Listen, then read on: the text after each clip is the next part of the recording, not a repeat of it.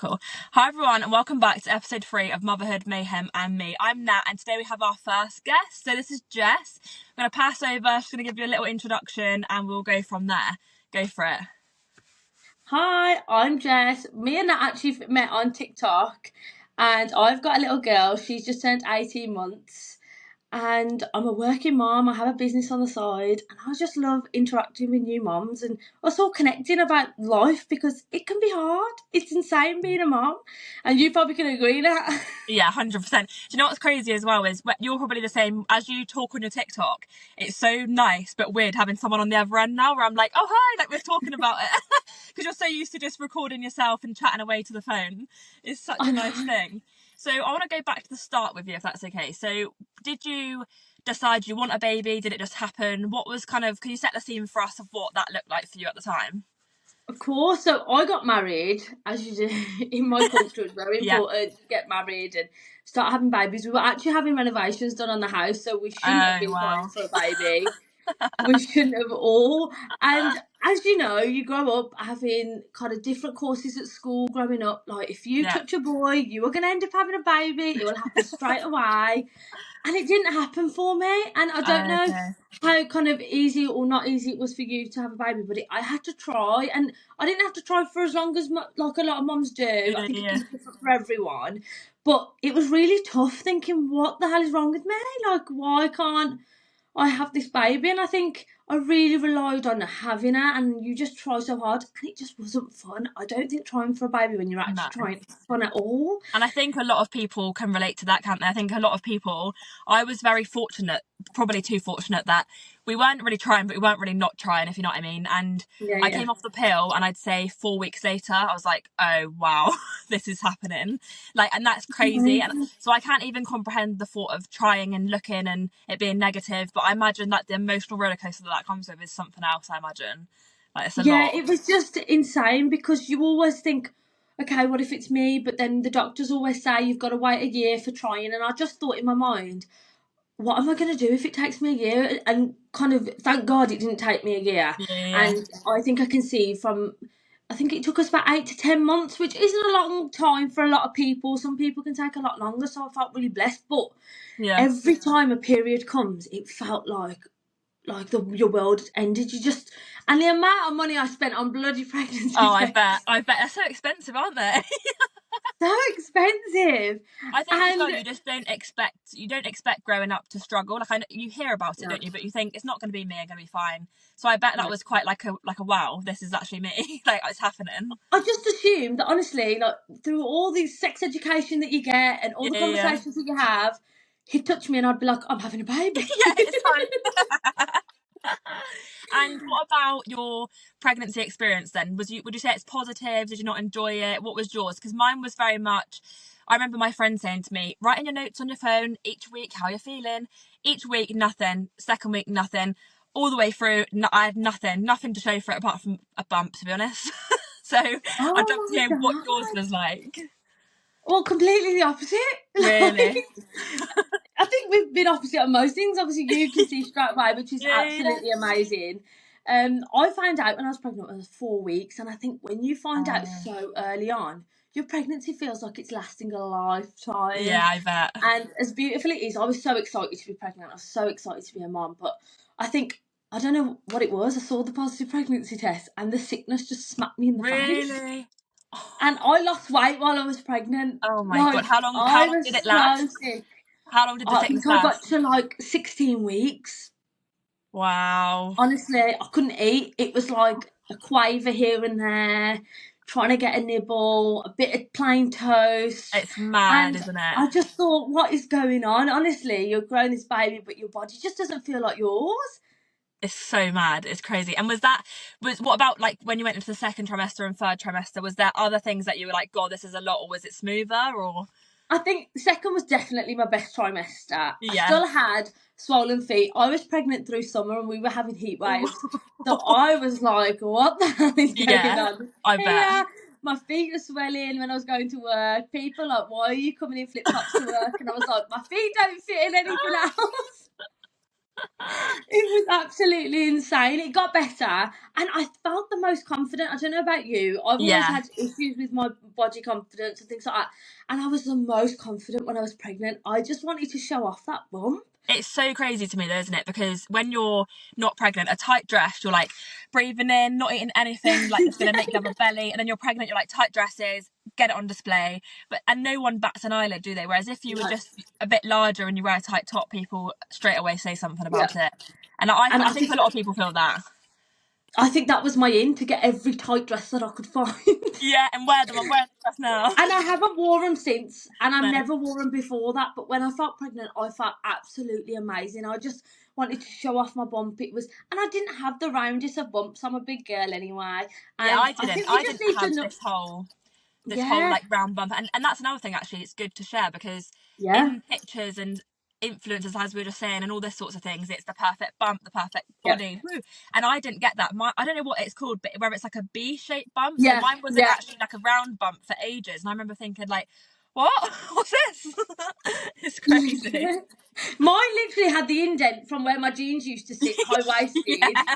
for the entire pregnancy. That's like what mine looked like. And because I was a bigger girl before I fell pregnant, I didn't have like the full on bump that tucked under either. I No, had a bit of no, skin no. under there. And I just think I didn't see many mums like that. You'd see them having these gorgeous pregnancy shoots, and I just thought I could never. I did some at No. home. Yeah, I did yeah, yeah. take some photos at home, but I just think it needs to be normalised that bumps aren't round. They can And be like every shape and things like size. stretch marks, like you're not gonna have like smooth skin. I remember I said to my mum after I had the baby, I was like, oh, I feel like I was quite lucky, I never really got stretch marks. And she was like, yeah, you did. Like, but obviously you can't see them, so I was like, cool, Yeah. couldn't see it. No worries. Mine were No. purple. I could see mine. Mine were Really? purple, and mine are still. They're not purple now because obviously the pressure's come off of them. I've Yeah, yeah, birthed this yeah. baby. They've all kind of like shriveled, but they're still there, and they're like massive lines down my belly. And I think it's so hard, isn't it, when you're giving birth, Yeah. because you're getting used to a new body, and my hips weren't the same. They were larger. They never went back to place, and No. even just everything about you. But it is a beautiful experience. I do feel though you're made to feel kind of like you have to be grateful, because it is hard to have babies, and a lot of Yeah. people can't, and a lot of people struggle.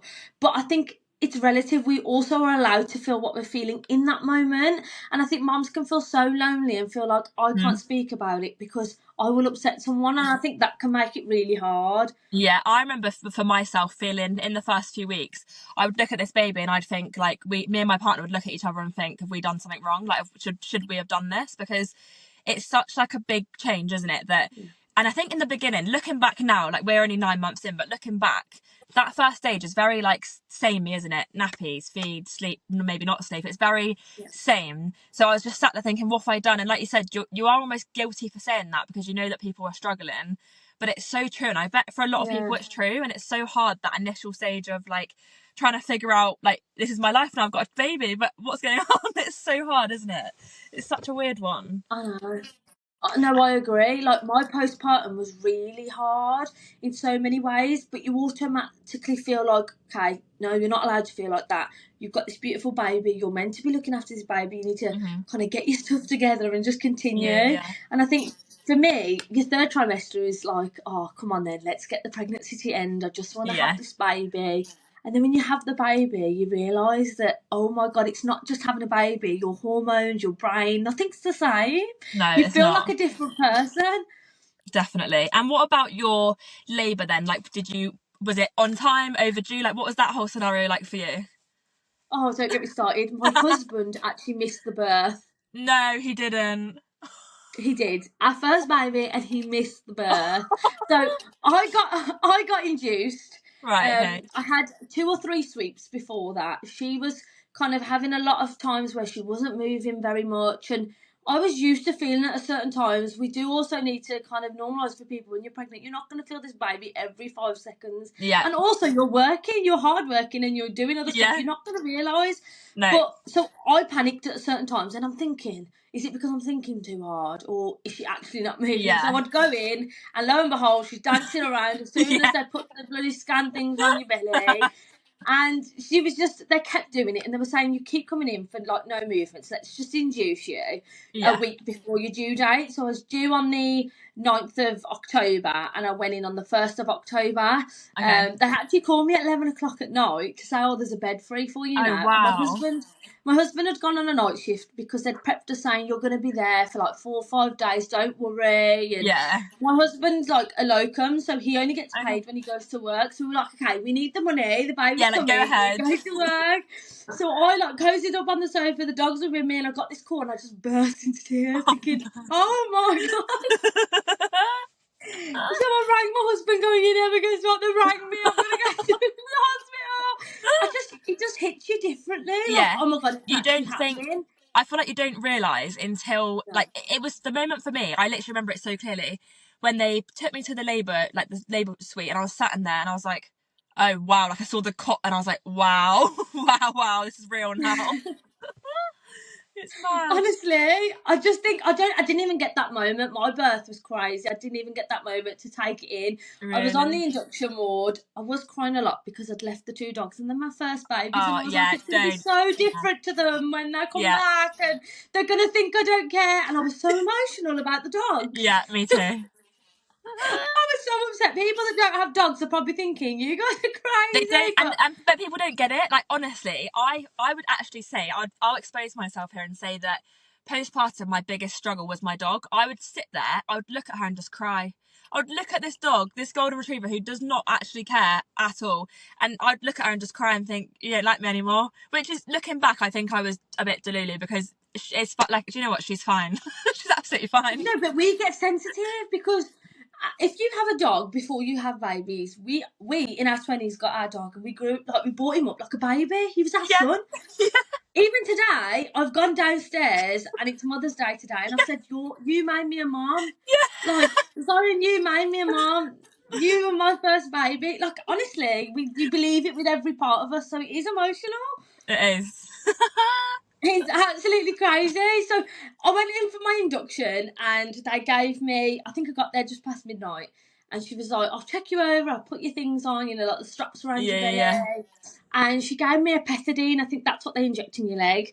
Yeah. And I was already feeling a bit of pain, and she goes, you're already 1 centimetre dilated. And I was like, oh, I've already dilated a little bit at home, how crazy. Yeah. And she's like, oh, it's going to take ages, don't worry, just relax. And honestly, progressively as the hours went on, my back started killing. And she was like, you're not in labour, don't worry. And I was like, I'm in so much pain, I need something. And they gave me paracetamol. So I was like, paracetamol. They were like, you've just had the pethidine in your leg, you're fine, you're not contracting.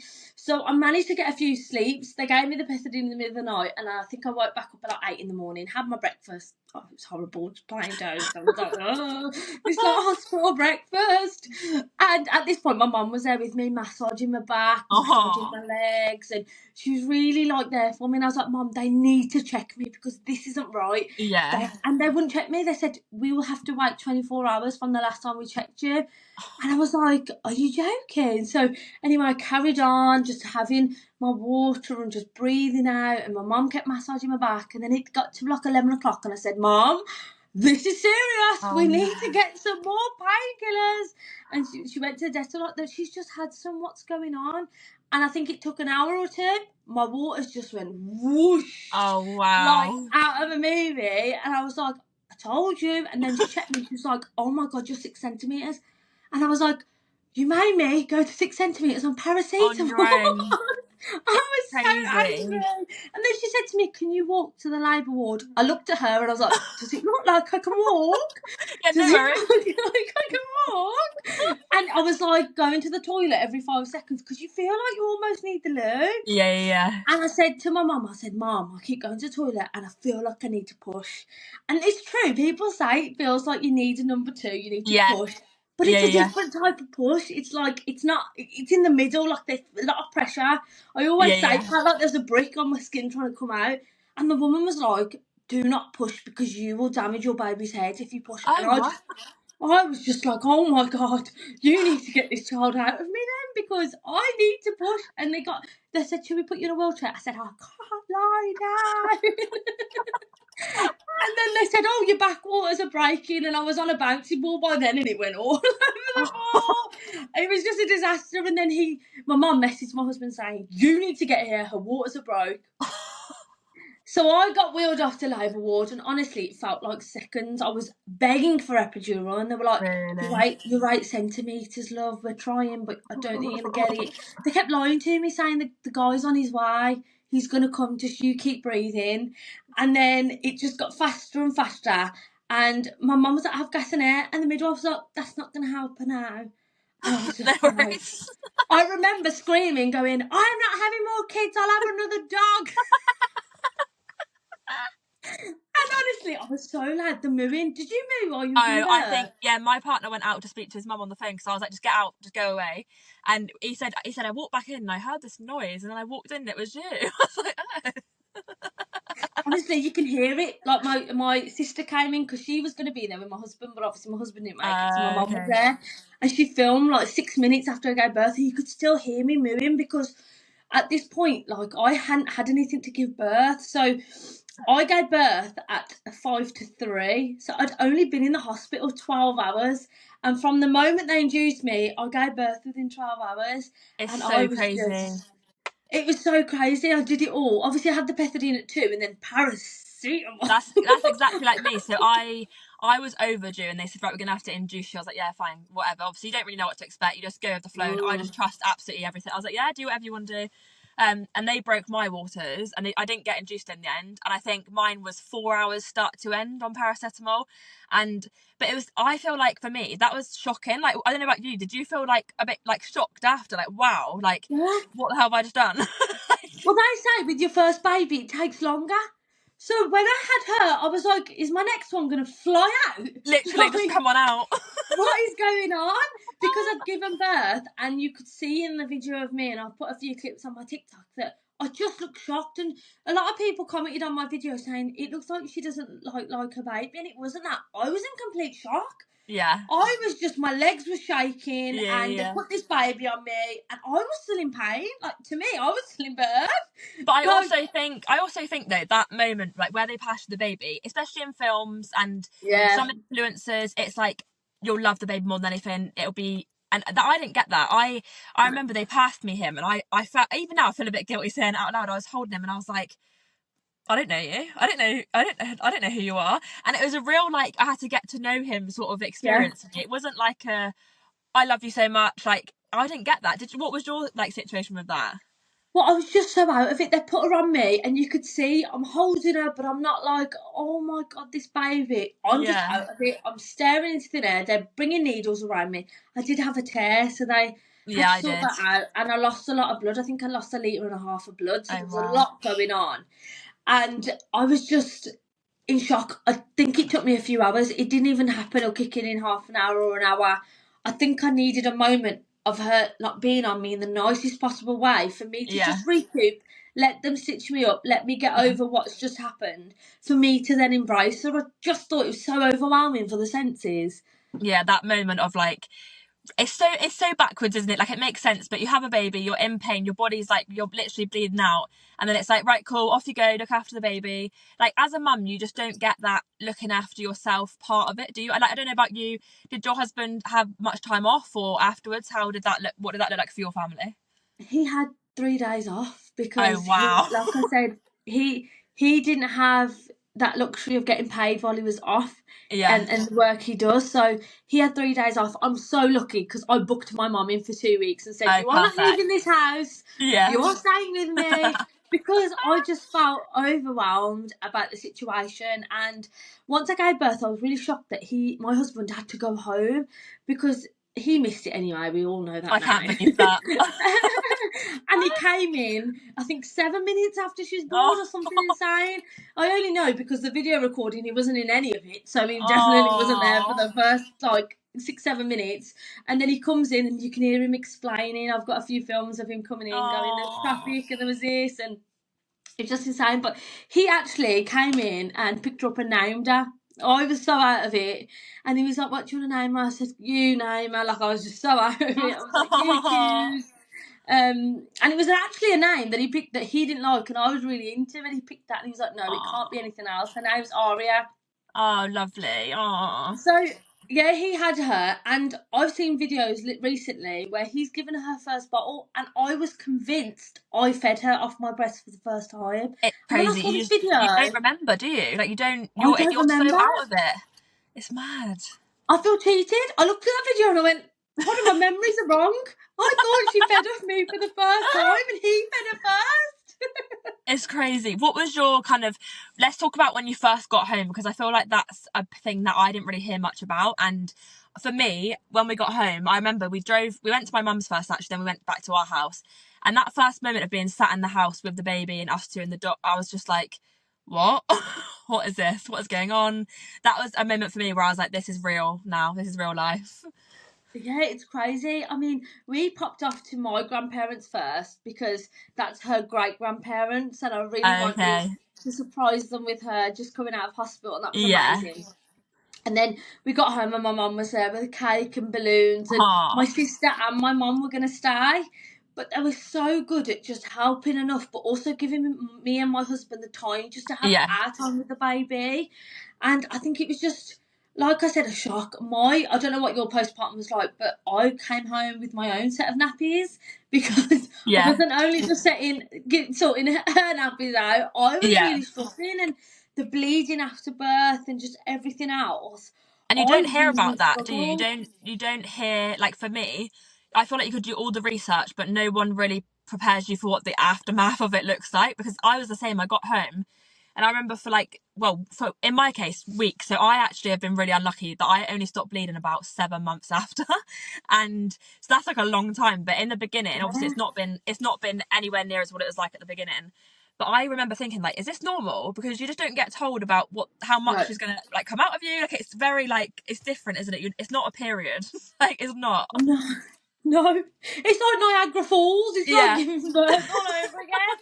And I watch a lot of vlogs. I watch a lot of birth vlogs and mums on YouTube. And I don't remember any of them talking about coming home No. and not only having to change your baby's nappy, you are having to change your own. And I Yeah. was stitched up, so I was struggling anyway, just in Yeah. terms of just feeling clean and wanting to feel like you're clean all the time, but then scared to go in water because of the stitches. And Yeah. it was just mentally draining all the time. And I think I was lucky because I knew my mum was looking after her, and Yeah. I just needed a minute. And I remember I've got a lot of videos of my mum and the baby, but Oh. I don't remember a lot of me because I think I just wanted to be. I held her when she needed a milk, and I tried to breastfeed. I only did it Yeah. for 2 weeks, but I tried as best as I could. But there's so many things going on in your mind, and the postpartum rage, it hit me. Oh I was wow. very angry woman. I thought I was like clear from that, to be honest, and then mine set in like a bit later, and it was just it all of a sudden, like there was no warning, and it's a lot, isn't it? Like, and that's another thing you don't hear. It doesn't get spoken about because No, I guess maybe people are like ashamed of it, and I can see why sometimes. I look at me in some of my times, and I'm like, wow, I lost the plot there for a minute. But it's crazy how like you said, all these hormones and like it's all just yeah. all over the place. It's The so concoction of hormones we are given after birth are just crazy, and I think men as well, it's so important for them to know, and I don't think anyone yeah. prepares them that this No. is how you can be there to support them, and this is how they can react to certain things. Because I think if I was on the other kind of end of it and someone was acting like that at me, I'd be like, oh, what have I done? Like, I'm Yeah. just trying to help. And I just think I felt so bad for him because I was like, I can't really help how I'm feeling, but I just have this anger inside of me. I Yeah. don't know why. It's such a weird feeling because like you said, you can't really pinpoint what's wrong with you, and you're like, Yeah. and then you start thinking, am I normal? Like, what's wrong with me? Like, I remember there's one like moment for me that I remember, like I would say that I like mentally I'm quite lucky, I'm quite fortunate, I've never really struggled with like mental health, but there's one day I remember it so clearly. You know, when your baby's like screaming and you're, like you said, you're getting angry and it's just too much. I remember leaving the baby with my mum and she was like, go home, have a few hours and just like reset. And I remember I was at home Googling like postnatal depression because I was like, have I lost the plot? That on that day, I don't know what it was, that one day, I was like, this is hitting me too deep today and I don't feel like I'm okay. And then the day after, Honestly, absolutely fine again. But I feel like it's important for new parents especially to recognise the waves of emotion that, like, yeah. one day you could be fine, but the next day you're not going to be fine. And that's fine. Like, that is okay, isn't it? That's so okay. And I think for me, I don't know about you, intrusive thoughts. Yeah. I was so anxious. I have anxiety anyway, and I did before her, but I think it's just been so much more heightened being a mom. Like, even little things, and it sounds crazy, I'd be holding her and I'd be like, you better be careful going down the stairs. And Really. I'd already visioned me tripping, me falling, me Uh, like hurting her, and I was just so frightened at everything that I'd be so kind of careful at everything I did. And them intrusive thoughts can be so intense and so believable in that moment.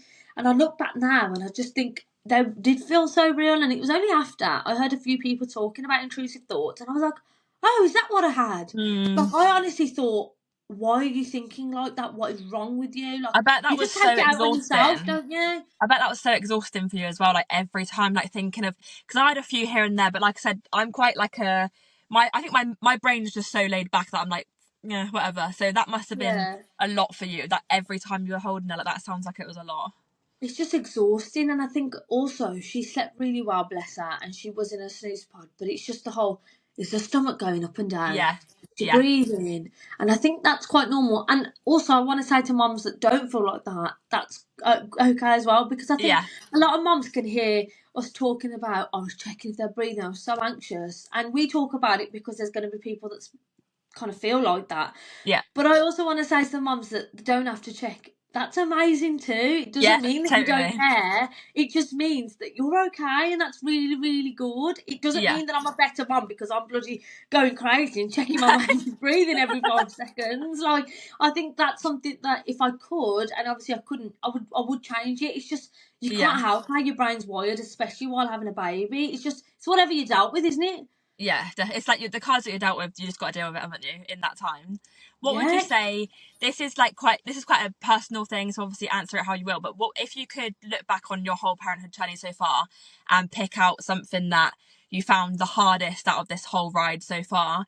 What would you say that would be for you? Like, what's the moment where you're like, this is hard. This is really hard. You know what? There is a few, especially now she's in the toddler stage. Really? But I think it's important to say when you're going through that newborn stage, and even when they're older than 7, 8 weeks, and they go through a moment of non-stop crying, you've done absolutely everything that you think as a mum you need to do, and you can't settle them, you can't feed them enough, you've done all of that, you've changed them, and you sit there thinking, oh, what the hell am I meant to do? And I think Yeah. I did this once or twice where I put her down and I had Hmm. to walk out the room. I Yeah. was just like, I need a minute because I don't know what it is. They're crying. Yes, as a mom, it triggers you to want to help them, but when you've heard it for a long period of time, It and it goes can be right through feel you. scary as a mom to say Hmm. that I couldn't handle her crying, but in that moment when you're at home on your own, you just like, I Hmm. need just to breathe, inhale and exhale, and I'll walk back in as a new mom, and I will Yeah. be able to deal with this. But I think that can be the hardest thing where you've realised I've had to walk away, and then you Yeah. feel guilty after because you're like, what is wrong with you? The baby was crying, they Yeah. needed you, and you had to go out, and you just all you do is just go in on yourself about how bad of a mom you are, how guilty you feel. But it's just when you look back, I just think I should have been kinder to myself. Just be Yeah. kind to 100%. yourself. 100%. I feel like I remember I went to like a postnatal check and the lady there said, if you're struggling, put him in his cot and walk away. Yeah, And I yeah. remember actually voicing this to my partner when we left. I was like, what a stupid thing to say. Like, I'd never do that. What does she mean? But like, again, to any mum going through it right now, that's totally fine. Like, I just feel like that's fine to do that. Put the baby It's down in a safe safer. space. Go and have a It's minute so safe. before you lose your mind. Go and have that minute. Yeah. But I had a midwife come round and she was saying how, how you get shaken baby syndrome and make sure you put the baby down so you don't shake your baby. And just like you, I went home and I was like, why is she going on about? Like, Yeah. why would anyone in the world shake their baby for crying? And I'm not judging anyone that has or hasn't. I obviously wouldn't ever do that. I wouldn't dream No. of. But you hear about these things where people Mhm. get postpartum depression to the most serious situation where they're not in their own mind. No. And I think it's so important that mums need that support. And there's sometimes they don't have their parents around them and No. supportive husbands and things like that. And I just think the best thing you can ever do is put that baby down in that moment because yes, they might end up crying for an extra 2 minutes. but it could be so much worse. You could be getting frustrated and not realising it and holding that baby a bit tighter, or like rocking that bit quicker, and you just need a minute. And I would just urge every mum out there, give yourself that minute, 'cause trust me, you'll walk back in like a brand new woman. Yeah, and I think when you look back, like now, when you look back on those stages where that was a struggle, it's like I say this on my TikTok like a broken record, but there's so much light at the end of the tunnel, and it's like it gets better. And I feel like I wish I could go back to my old self and just say you're going to be fine, because you really, in that moment, it's like for me it's like a dark cloud. I look back and I'm like, I would love to have another baby one day, but that first section of it scares the hell out of me. Like that first initial like new baby, new, like it's just crazy. It's a lot. It's like a mental overdrive for me. Like when I look back, I'm like, and wow. I can't think about doing it with a baby because I would have my daughter. Yeah. I didn't have anyone there relying on me, and now I was too busy crying about the 2 dogs. I have 2 dogs and a child. And what would you say, like, if you could say to somebody on the flip side of that, a highlight for you about being a mum, what would it be? You know what? Just waking up to her every morning and just knowing that someone loves me so intensely, and I am really everything for her. Honestly, like, you know, when they're with someone else and all they want is their mom, there's nothing like it. There's no one out there that wants you as much as that baby wants you in that moment. And you are just their safe haven, you are their everything. And I just think soak it in. And yes, there's stages that are so hard, but I just think the beauty of motherhood, now I've got to a point where she's 18 months old, I think we can reflect more, can't we, of the infancy stage, of the newborn stage, and look back at the photos and videos so fondly. I talk about, obviously, the mental health side and the postpartum, but I think the whole journey is just so incredibly beautiful, and I think I wouldn't have it any other way. No, and I do think, like, for me, although, like, having another baby would scare the hell out of me, equally, I feel like maybe you take it in differently from a different angle when it's your second baby, because you've done it once, you know that you've nailed it, and you know the steps that you need to take in certain scenarios. That's how I that's my take on it. Like the second time round is probably more like you've been there, you've done it sort of situation for me, I reckon. I think so. I mean, we did fall pregnant and I did have a miscarriage in November. Really? And I think it's really hard to decide when you want your second, isn't it? It's really hard to say what's the age difference, and you often find yourself wondering what's the right age difference. And I think the answer is there's no right age difference. When I fell pregnant, I was so scared, obviously, but I was so excited because I knew what was coming. And when I had that miscarriage, it was almost like so confusing because I was like, I've had a baby.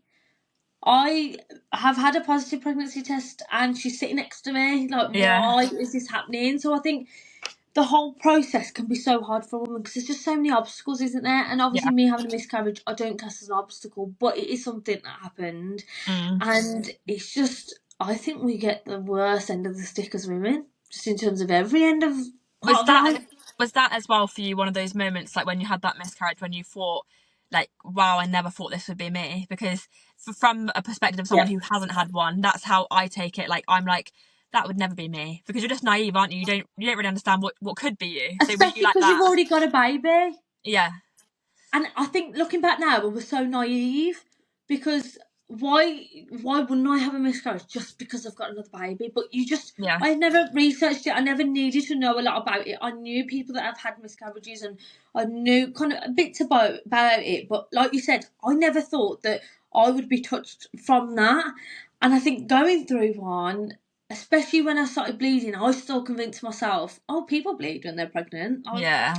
That's so silly. Like, of course, I'm going to be fine. And I started looking at Aria's old ultrasounds, thinking, oh, I can't wait to see the baby. And I think, I just think that it's another part of life where, as women, we just need to be kind to ourselves, because I think I took it out on me and my body, thinking, what the hell is wrong with you? Like, why can you have one baby, but now you're struggling to have another? And I think I'm so excited to have another, but I do think that's something that has kind of affected me in when that will happen. Completely. I'm slightly kind of more anxious and scared because I just don't want another one. And I know people go through it so many times and I feel so kind of sorry for them, and I understand in kind of my little way, because you can't always understand what they're going through.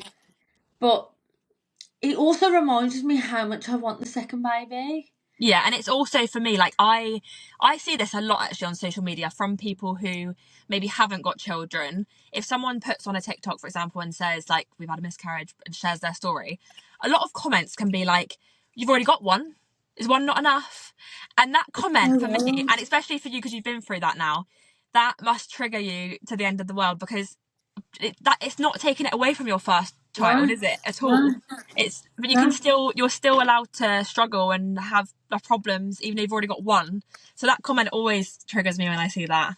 Oh, it's just awful. And obviously, for me, after having a baby and then having a miscarriage, also people say, "Oh, you can try again," and Yeah, I just don't think they allow you to actually just grieve the situation. People are yeah, so quick to say, "Oh, it's okay, just keep going," and it's just like maybe I just need a moment. I just yeah, need a beat just to take in what's happened and grieve what I've lost, because I've put a lot on my TikTok about my miscarriage and shared about my experience, and some of the comments I get are disgusting, to be honest. And I just think that, regardless of what your opinion is out there, just keep it to yourself sometimes. Like, you don't yeah. actually know what people are going through, whether you agree with my grief or how I feel about this baby, because people have a lot of opinions on early pregnancy loss. Hmm. I miscarried very early.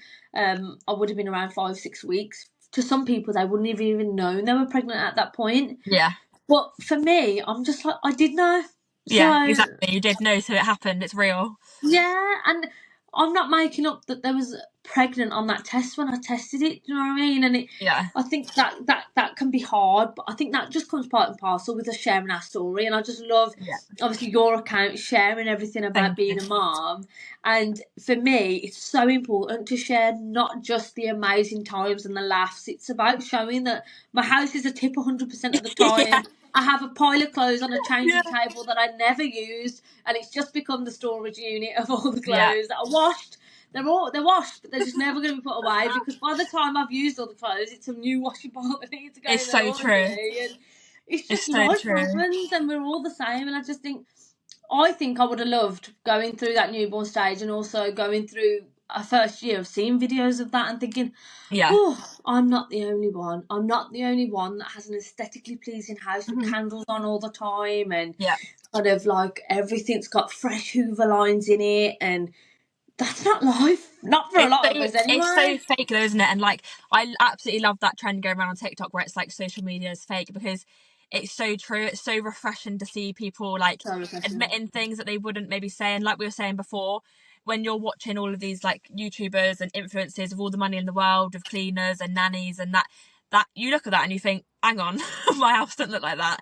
And it's good. That's exactly why I share my TikToks, and I just think real life you can't beat it. Like if I come across anyone's video and they're just a real person being honest, that to me is worth heaps more than someone who is like in their right to have all of this stuff. But it's definitely a different It can be journey for hard to everybody. see when you're not like that, and I get it. Yeah, It's yeah, so hard to see someone that's kind of up and awake with a full face of makeup and their hair done, and like, and you're just thinking, I'm sitting here with a nest on my head because I haven't brushed it in 4 days. I probably haven't washed it in a week, yeah, and I'm just happy that I've survived and fed us both breakfast at this point. yeah, And I think it's nothing bad on those people that have their life put together. That's no, okay. But my life's put together for me. I feel like it's put together. It's just a yeah. crazy put together. And I And I like think that it's, because I think when yeah. you're in the early stages, like when I remember when Cruz was probably about 3 or 4 weeks, I couldn't even have a shower. Like the boy wouldn't let me put him down, and I literally in that moment thought, "This is forever." Like because we went through a real hard stage where Cruz didn't really like my partner. Like obviously he liked him, but he wanted Oh, to be on me yeah. all the time. So Yeah. even having a shower, I'd be in the shower like rushing around, and like if I could go back now, like I have a shower in peace now.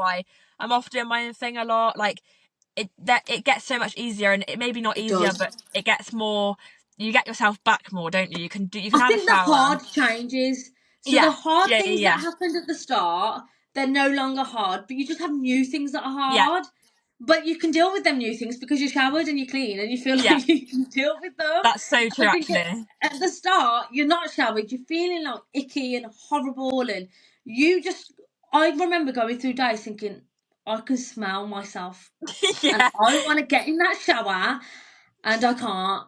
And it would be this overwhelming feeling of just wanting to go clean. And you'd think, I would never have imagined having a baby and wanting to shower so much. No, but it's so true. It's like all of life's little things become luxury, like a shower, a meal, like give me all of that stuff. Like I look back to what I was eating like in the beginning and I think, wow, like I remember James got home from work one day and he was like, have you eaten today? And I'd be like, yeah, 2 chocolate biscuits. Like it's crazy. You have a baby, you look after that baby to the end of the earth, but yourself, chocolate biscuits, that'll do. Literally. As long as I've had a shot of a bit of sugar from something, something to ram down my throat very quickly while the bottles are being sterilised and this is happening. And it's crazy, isn't it, though? Because I always say at the start, she didn't do much. She woke up when she needed to, she slept when she needed to, you changed a nappy. But it's almost like that felt like the hardest thing in the world. And I just think that it's definitely got to do with the hormones. Yeah. And you look back and you just think, oh, you know what, that was so easy. But I think sometimes it's important to say, it wasn't easy on you. It might have been easy on them as a baby. Yeah. But we're allowed to find it hard. I mean, the toddler stage is something else. And Really, I hear a lot. To. I hear a lot about the toddler stage, how like it gets a lot more testing. So I'm looking forward to that.